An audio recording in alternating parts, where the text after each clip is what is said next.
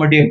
நான் என்னுடைய வாழ்க்கை நாளைக்கு நன்றாக இருக்க முடியும். என்னுடைய வாழ்க்கை நாளைக்கு செழிப்பா இருக்க முடியும். இந்த வனாந்தரத்தை கடக்கவில்லை என்று சொன்னால் நிச்சயம் நாம் நம்முடைய வாழ்க்கையில நாளை தினம் என்பது செழிப்பாய் இருக்காது. பாருங்கள், நாளை தினம் செழிப்பாய் இருப்பதற்காகவே, நாளை தினத்தில் நாம் நன்றாக இருப்பதற்காகவே, நாளை தினத்தில் நாம் ஆசீர்வாதமாய் இருப்பதற்காகவே, நாளை தினத்தில் நாம் உயர்த்தப்படுவதற்காகவே, நாளை தினத்தில் கர்த்தர் நம்மை மேன்மைப்படுத்துவதற்காகவே தேவன் இன்றைக்கு இந்த வனாந்தரமான பாதை சூழ்நிலை நம்முடைய வாழ்க்கையில் அனுபவித்திருக்கிறார்.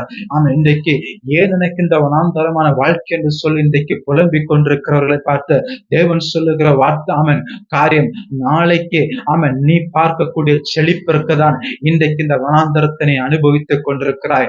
நாளைக்கு நீ அனுபவிக்க போகிற செழிப்பிற்காக தான், நாளைக்கு நீ அனுபவிக்க போகிற, நாளைக்கு நீ காணப்போகிற உயர்வுக்காக தான் இன்றைக்கு நீ இந்த